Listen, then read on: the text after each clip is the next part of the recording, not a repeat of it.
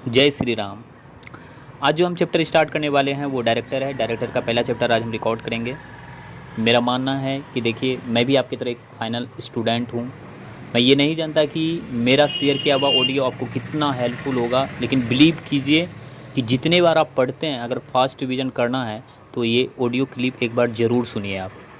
चलिए, सबसे पहला डायरेक्टर का जो चैप्टर है उसे हम स्टार्ट करेंगे सेक्शन 149 से। सेक्शन 149 से सेक्शन 172 तक ये चैप्टर है।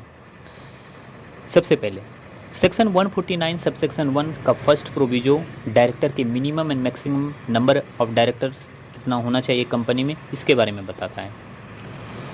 एक पब्लिक कंपनी में मिनिमम डायरेक्टर 3 होना चाहिए, एक प्राइवेट कंपनी में मिनिमम डायरेक्टर 2 होने चाहिए, एक ओपीसी कंपनी में मिनिमम डायरेक्टर 1 होना चाहिए। सभी कंपनी की मैक्सिमम लिमिट जो है वो 15 है। अगर 15 से ज़्यादा हम डायरेक्टर अपॉइंट करना चाहते हैं कंपनी में तो हमें एसआर इन जनरल मीटिंग पास करना होता है। बट 2 कंपनी ऐसे हैं जिसे एक्सेप्शन दिया गया है एक्ट में।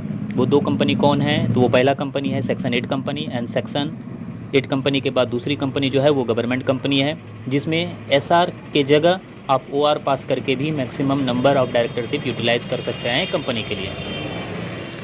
फिर सेकंड प्रोविजन जो है सेक्शन 149 सब सेक्शन 1 का, वो वुमेन डायरेक्टर से रिलेटेड है। किस कंपनियों में वुमेन डायरेक्टर कंपलसरी है? तो लिस्टेड कंपनी में वुमेन डायरेक्टर होना कंपलसरी है। दूसरी वो कंपनी जो इस प्रोविज़न को इस कंडीशन को फुलफ़िल करे कि उस कंपनी का पेड अप शेयर कैपिटल अगर 100 करोड़ या 100 करोड़ से ज़्यादा हो, एंड उस कंपनी का टर्नओवर 300 करोड़ या 300 करोड़ से ज़्यादा हो, तो उस कंपनी में वुमेन डायरेक्टर अपॉइंट करना कंपलसरी माना गया है। एक वुमेन डायरेक्टर जब भी वैकेंट करेगा तो उसकी अपॉइंटमेंट कितने दिनों में होना चाहिए, उसकी वैकेंसी को जो फिलफिल किया जाएगा वो बोर्ड ऑफ डायरेक्टर के द्वारा किया जाएगा within 3 month and next board meeting whichever is a earlier. 3 month and next board meeting 3 month from the date of such vacancy, जिस दिन वैकेंसी वाइज वहाँ से 3 month and next board meeting जो आएगा, जो सबसे पहले आ जाए अर्लीस्ट उसको ले लेंगे हम। सेकंड सेक्शन जो है वो सेक्शन 149 सब सेक्शन 3 को डील करता है, जो रेसिडेंट डायरेक्टर के बारे में बोला गया है। रेसिडेंट डायरेक्टर के बारे में बोला गया है कि सभी कंपनियों को एक रेसिडेंट डायरेक्टर होना कंपलसरी है, जो इंडिया में at least not less than 182 days, कम से कम 182 दिन फाइनेंशियल ईयर में वो इंडिया में रहा हो, तो उस डायरेक्टर को हम रेसिडेंट डायरेक्टर कहते हैं। नेक्स्ट प्रोविज़न जो है सेक्शन 149 सेक्शन 3 है, जो रिमूव कर चुका है, ट्रांजिशन प्रोविज़न है ये। नाउ नेक्स्ट सेक्शन जो है वो इंडिपेंडेंट डायरेक्टर का है। सेक्शन 149 सब सेक्शन 4 से इंडिपेंडेंट डायरेक्टर का सेक्शन स्टार्ट होता है, जो 13 तक अप्लाई होता है। सबसे पहले जानते हैं कि इंडिपेंडेंट डायरेक्टर किस कंपनी में लगता है। तो इंडिपेंडेंट डायरेक्टर सबसे पहले जो इंडिपेंडेंट डायरेक्टर का प्रोविज़न अप्लाई होता है वो लिस्टेड कंपनी में होते हैं। लिस्टेड कंपनी में तो जनरली सभी प्रोविज़न अप्लाई हो ही जाता है। नेक्स्ट बात आती है ऐसे पब्लिक कंपनी जिनका कंडीशन ये तीनों अप्लाई हो जाए, तो उस कंपनी में भी इंडिपेंडेंट डायरेक्ट अप्लाई हो जाएगा। वो कंपनी कौन सा है? तो पहला कंपनी वो है जिस भी कंपनी का paid up share capital 10 crore से ज़्यादा हो, टर्नओवर 100 करोड़ से ज़्यादा हो, या वैसे पब्लिक कंपनी जिनकी aggregate outstanding loan debenture deposit 50 crore से ज़्यादा हो, तो उस कंपनी में इंडिपेंडेंट डायरेक्टर होना कंपलसरी कर दिया गया है एक्ट में। अब बात आती है कि यदि इंडिपेंडेंट डायरेक्टर का वैकेंसी लगता है तो उसका फुलफिल कौन करेगा? तो उसका फुलफिल बोर्ड ऑफ डायरेक्टर करता है। कितने दिनों में करेगा? तो सेम प्रोविज़न अप्लाई होता है जो वुमेन डायरेक्टर पे लगा था, earliest of but not later than immediate next board meeting and 3 month from such a date of vacancy. जिस दिन वैकेंसी लगा है वहाँ से 3 month and next board meeting जो आने वाला है, उस दोनों में से जो अर्लीस्ट होगा वो प्रोविज़न अप्लाई हो जाएगा। अब बात आती है सेक्शन 149 सेक्शन 5 जो इन ट्रांजिशन प्रोविज़न है। फिर बात आती है कि कौन सी ऐसी कंपनी है जहाँ पे इंडिपेंडेंट डायरेक्टर नहीं लगता है, तो 3 एक्सेप्शन दिया गया है। पहली कंपनी जो है वो ज्वाइंट वेंचर है, दूसरा जो है होली ओन सब्सिडरी कंपनी है, और तीसरा ऐसी कंपनी जो डोरमेंट कंपनी कहलाते हो, वहाँ पे इंडिपेंडेंट डायरेक्टर नहीं लगता है।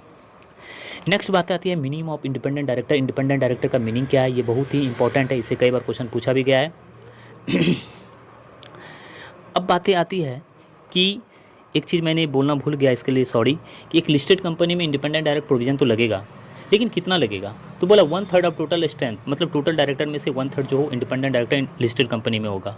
एंड अदर कंपनी के लिए बोला गया है कि मिनिमम 2 इंडिपेंडेंट डायरेक्टर लगेगा। अब आइए सेक्शन 149 सब सेक्शन 6 पे। सेक्शन 149 सबसेक्शन पे बोला गया इंडिपेंडेंट डायरेक्टर किसे कहेंगे। बोला independent director means other than means किसको छोड़ के, MD whole time director, nominee director को छोड़ के इंडिपेंडेंट डायरेक्टर हम बोलेंगे। फिर क्लॉज 1 बोलता है कि जो इंटीग्रिटी मेंटेन करे भाई उसको इंडिपेंडेंट डायरेक्टर हम बोलते हैं। क्लॉज भी बोलता है कि हम इंडिपेंडेंट डायरेक्टर किसे नहीं अपॉइंट कर सकते हैं, तो बोला कोई भी प्रमोटर छाछ का हो, छाछ बोले तो कंपनी, होल्डिंग, सब्सिडरी, एसोसिएट। कौन सी व्यक्ति इंडिपेंडेंट डायरेक्टर और नहीं हो सकते हैं, तो बोला कोई भी व्यक्ति अगर वो रिलेटेड है प्रमोटर और डायरेक्टर ऑफ छाछ का, तो वो भी बंदा इंडिपेंडेंट डायरेक्टर के रूप में अपॉइंट नहीं हो सकता है। क्लॉज सी बोलता है कि ऐसे व्यक्ति जो पिक्यूनरी रिलेशनशिप रखा हो छाछ के साथ, तो वैसे कंपनी, वैसे डायरेक्टर को भी हम इंडिपेंडेंट डायरेक्टर के रूप में अपॉइंट नहीं कर सकते हैं। इसमें एक एक्सेप्शन दिया क्या, अदर देन मतलब बोला रेम्युनरेशन लेने वाले बंदे को इंडिपेंडेंट डायरेक्टर कर सकते हैं। एंड दूसरा, जिसकी ट्रांजैक्शन एक्सीड नहीं हुआ हो 10% ऑफ टोटल इनकम से, या सच अमाउंट एज में भी प्रिस्क्राइब, या कोई अमाउंट प्रिस्क्राइब किया गया है एक्ट में, तो उसको लेंगे।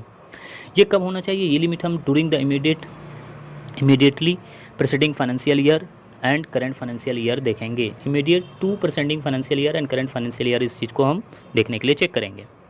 फिर बात बोला कि भाई रिलेटिव का ही कुछ भैया है कि आपका रिलेटिव क्या क्या नहीं होना चाहिए। बोला एक डायरेक्टर जो इंडिपेंडेंट डायरेक्टर के रूप में अपॉइंट होना चाहता है उसका रिलेटिव क्या नहीं रखना चाहिए, तो बोला होल्डिंग नहीं होना चाहिए सिक्योरिटी का या इंटरेस्ट का किसी में भी, छाछ के किसी भी कंपनी में, कंपनी हो, होल्डिंग हो, सब्सिडरी हो, एसोसिएट हो, do immediate presiding financial year and current financial year में। इसमें से एक रिलीफ दिया गया रिलेटिव को कि रिलेटिव होल्ड कर सकता है। रिलेटिव क्या होल्ड कर सकता है, तो रिलेटिव बोला कि less than 2% of add up share capital रख सकता है और वैल्यू जो है वो 50 लाख तक का रख सकता है।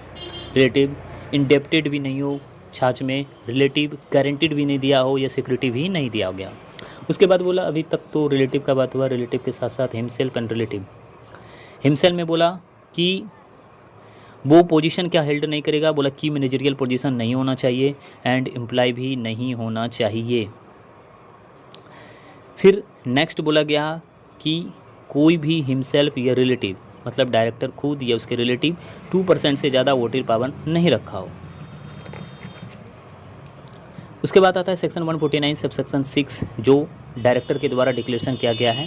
डायरेक्टर के द्वारा क्या क्या डिक्लेरेशन होगा, तो बोला डायरेक्टर, हर इंडिपेंडेंट डायरेक्टर अपनी फर्स्ट बोर्ड मीटिंग में जब वो अपॉइंट हुआ उसका जो पहला बोर्ड मीटिंग आया उसमें वो पार्टिसिपेट करेगा और डिक्लेयर करेगा। डिक्लेयर क्या करेगा, बोलेगा ही is not interested in any contract and agreement. उसके बाद डायरेक्टर फर्स्ट मीटिंग जो एवरी फाइनेंशियल ईयर होगा उसमें बोलेगा और जब उसके स्टेटस में चेंजिंग होगा तब वो बोलेगा। Now the section 149 subsection 9 remuneration of independent director. Remuneration क्या होगा, एक इंडिपेंडेंट डायरेक्टर का रेम्युनरेशन क्या होगा, तो बोला एक डिपेंडेंट डायरेक्टर को रेम्युनरेशन मिलेगा way of fees, way of reimbursement expenses and way of profit related commission. बस एक इंडिपेंडेंट डायरेक्टर को क्या नहीं मिलने वाला है, तो he shall not be entitled to any stock option, उसे स्टॉक ऑप्शन नहीं मिलेगा। अब बात आती है कि एक इंडिपेंडेंट डायरेक्टर का टेन्योर क्या होगा, तो भाई एक इंडिपेंडेंट डायरेक्टर का टेन्योर तो 5 ईयर होगा। एक इंडिपेंडेंट डायरेक्टर को हम रीअपॉइंट कर सकते हैं बट रीअपॉइंट करने के लिए हमको एसआर इन जनरल मीटिंग पास करना होगा। 2 टर्म अपॉइंट होने के बाद एक इंडिपेंडेंट डायरेक्टर को 3 साल का कूलिंग पीरियड लगेगा। उसके बाद लायबिलिटी के बोला गया एक इंडिपेंडेंट डायरेक्टर में रोटेशन और प्रोविजन अप्लाई नहीं होगा। फिर बात आती है नेक्स्ट सेक्शन का, नेक्स्ट सेक्शन है सेक्शन 150 बोलता है सिलेक्शन ऑफ इंडिपेंडेंट डायरेक्टर। एक इंडिपेंडेंट डायरेक्टर का सिलेक्शन कैसे करेंगे, तो बोला एक इंडिपेंडेंट डायरेक्टर का सिलेक्शन जो होगा वो डाटा बैंक से होगा और डाटा बैंक जो मेंटेन किया जा रहा है वो मिनिस्ट्री ऑफ अफेयर्स के द्वारा मेंटेन किया जाएगा जो कि हरियाणा में अभी स्टेबलाइज किया गया है। बोला एक व्यक्ति जो इंडिपेंडेंट डायरेक्टर हो या इंडिपेंडेंट डायरेक्टर के लिए अप्लाई कर रहा है तो उसे अप्लाई वो कर सकता है, 1 ईयर के लिए कर सकता है, 5 साल के लिए कर सकता है या लाइफ टाइम के लिए कर सकता है। हमेशा रेन्यूअल होगा 30 दिन पहले जब वो रेन्यूअल 5 ईयर एक्सपायर करने वाला हो। एक इंडिपेंडेंट 5 साल के लिए अप्लाई कर सकता है या 1 साल के लिए या लाइफ टाइम के लिए कर सकता है। एक इंडिपेंडेंट डायरेक्टर वही बन सकता है जो ओपी सेट का एग्ज़ाम पास किया हो, वो व्यक्ति इंडिपेंडेंट डायरेक्टर के रूप में अप्लाई कर सकता है डाटा बैंक में। Online proficiency self assessment test वो सभी को देना पड़ेगा, 1 साल में पास होना पड़ेगा। पास होने का जो परसेंटेज रखा गया है वो 60% रखा गया है। एग्ज़ाम आप कितने भी बार दे सकते हैं, कोई दिक्कत नहीं है। कुछ ऐसे डायरेक्टर हैं जिन्हें ओपी सेट एग्ज़ाम से एग्जाम्पशन दिया गया है वो कौन से डायरेक्टर हैं, तो ऐसे की मैनेजरियल पर्सन या ऐसे डायरेक्टर जो किसी भी कंपनी में 10 साल तक काम किया हो, कौन सी कंपनी में, तो लिस्टेड कंपनी में काम किया हो या अनलिस्टेड पब्लिक कंपनी में काम किया हो, जिसका कैपिटल 10 करोड़ से ज़्यादा हो, या ऐसे बॉडी कॉरपोरेट जो लिस्टेड हो स्टॉक एक्सचेंज में, तो ऐसे डायरेक्टर या की मैनेजरियल पर्सन को एप्लीकेशन या ओपी सेट के लिए एग्ज़ाम देने की आवश्यकता नहीं है। अब जो नेक्स्ट सेक्शन आता है वो सेक्शन 151 आता है, small share holder. Small share holder किसे कहते हैं, तो बोला एक ऐसा शेयर होल्डर जिसके पास जो शेयर हो उसकी नॉमिनल वैल्यू 20,000 से ज़्यादा नहीं हो। ये सेक्शन कई बार पूछा गया है। इस सेक्शन में एक बड़ी क्वेश्चन ये आता है कि क्या एक कंपनी को एक स्मॉल शेयर होल्डर अपॉइंट करना कंपलसरी है, तो आंसर है no, it's not compulsory, it's discretionary. क्यों? क्योंकि एक्ट में जो प्रोविज़न लिखा गया है वो ये लिखा गया है कि एक लिस्टेड कंपनी में have one director elected by such small share holder, मतलब एक लिस्टेड कंपनी में एक ऐसे डायरेक्टर हो सकता है जो स्मॉल शेयर होल्डर अपॉइंट करे। अब ये अपॉइंटमेंट का जो प्रोसीजर है वो प्रोसीजर क्या है, कंपनी सू मोटो अपॉइंट कर सकता है या एप्लीकेशन पे कर सकता है। तो एप्लीकेशन देने वाले जो बंदे होंगे वो 1000 स्मॉल शेयर होल्डर हो या 1/10 of total number of share holder हो, विच वर इज लोअर।